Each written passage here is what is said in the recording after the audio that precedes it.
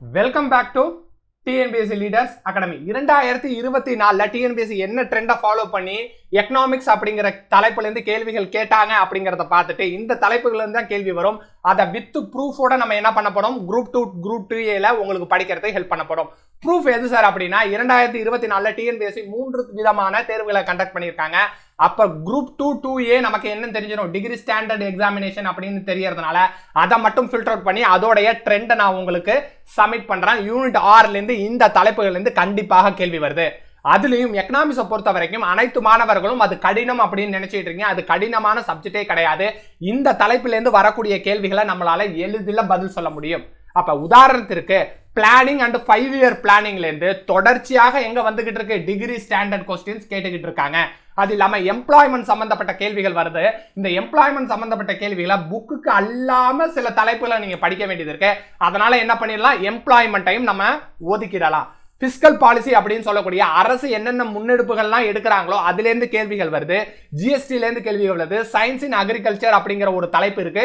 இந்த தலைப்பு இருக்குங்கிறதே பெரும்பாலான மாணவர்களுக்கு தெரியாது. ஏன்னா எக்கனாமியை கஷ்டம்னு நினைச்சுக்கிட்டு இருக்கிறதுனால சிலபஸை கூட அவங்க ஒழுங்கா பாக்குறது கிடையாது.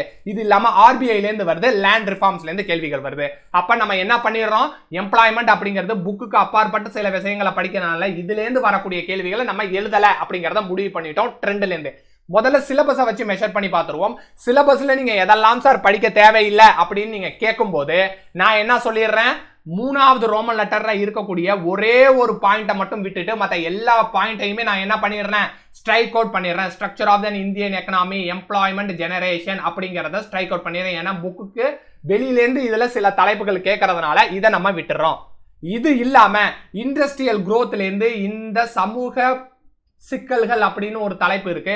இந்த தலைப்புல இருக்கக்கூடிய அனைத்து தலைப்புகளையுமே நான் என்ன பண்ணிடுறேன், ஸ்ட்ரைக் அவுட் பண்ணிடுறேன். இதை ஸ்ட்ரைக் அவுட் பண்ணும் போதே உங்களுக்கு தெரிஞ்சிடும் மிச்சம் இருக்கிற தலைப்புல இருந்து தான் நமக்கு கேள்விகள் வருது அப்படிங்கிற உண்மை. அந்த தலைப்புலையும் நான் என்ன பண்ணிடுறேன் அப்படின்னா இன்னமும் கொஞ்சம் எடுத்துறேன். ரோமன் லெட்டர் 2ல இருந்து பினான்ஸ் கமிஷன் அப்படின்னு சொல்லக்கூடிய நிதி ஆணையத்தை வெளியில எடுத்துறேன்.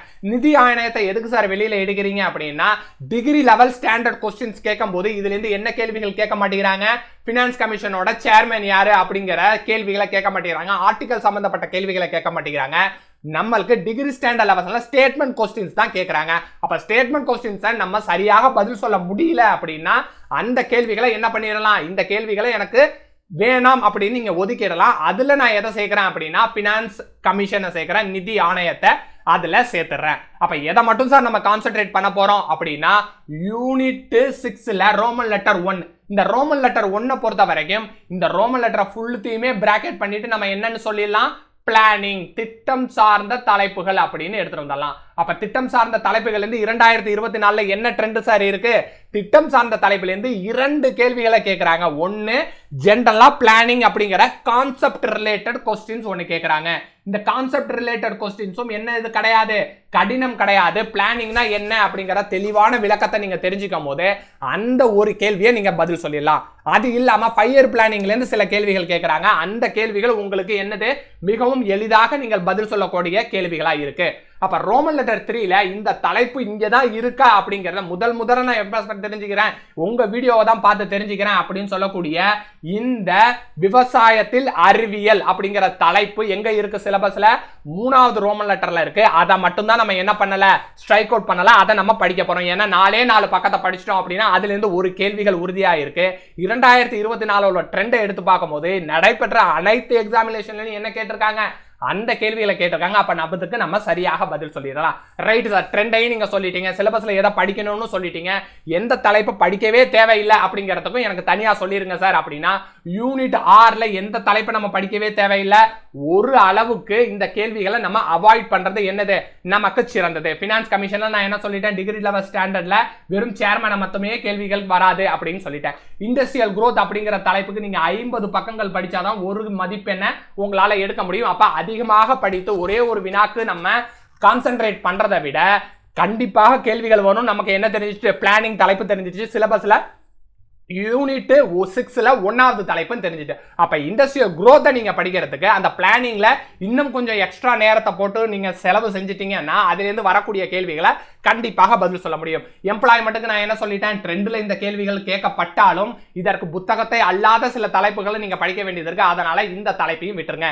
நேச்சர் ஆஃப் த இந்தியன் எக்கனாமிக்கு நமக்கு கான்செப்டா சில தகவல்கள் தெரிஞ்சிருக்கணும். அதை நம்ம என்ன பண்ணிடலாம், ஒமிட் பண்ணிடலாம் அப்படிங்கிறது டிஎன்பிஎஸ்சி லீடர்ஸோட சஜஷன்ஸ்.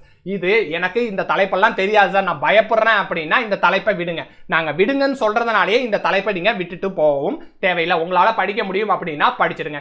இந்த தலைப்புகளுக்கு நீங்க என்ன சார் உதவி செய்ய போறீங்க அப்படின்னா 50 நாள் டெஸ்ட் பிளான் ஒன்று ரெடி பண்ணிக்கிட்டு இருக்கோம். அந்த 50 நாள் டெஸ்ட் பிளான் இங்கிலீஷ் மீடியம் மாணவர்களுக்கும் உண்டு, தமிழ் வழி மாணவர்களுக்கும் உண்டு. எந்த தலைப்பை நீங்க படிச்சா போதும் அப்படின்னு சிலபஸ்ல உங்களுக்கு கவர் பண்ணி காட்டுறோமோ அதை 50 நாள்ல உங்களுக்கு டெஸ்ட் கண்டக்ட் பண்ணி நோட்ஸ் மெட்டீரியல்ஸ் இது எல்லாத்தையுமே கொடுத்துருவோம். அப்போ உங்களால 100% என்ன பண்ண முடியும், பிரிலிம்ஸை பாஸ் பண்ணி என்னால மெயின்ஸ் போக முடியும் அப்படிங்கிற நம்பிக்கை உங்க மனதில் விதைக்கணும். அதுதான் எங்களுடைய முதல் நோக்கம். இது இல்லாம லிஸ்ட் இம்பார்ட்டன்ட் டாபிக் அடிச்ச சில டாபிக்லாம் இருக்குல்ல, அதற்கும் நான் என்ன பண்ணிடுவோம், மெட்டீரியல்ஸ் கொடுத்துருவோம், டெஸ்ட் கொடுத்துருவோம். அந்த டெஸ்ட்டை நீங்க போட்டு பார்க்கறதுனா போட்டு பார்க்கலாம், இல்ல விட்டுட்டு கூட நீங்க எக்ஸாமினேஷன் போலாம். நீங்க தேர்வுல வெற்றி பெறுவது 100% உறுதி செய்யப்படும். Wish you all the best. Thank you to all.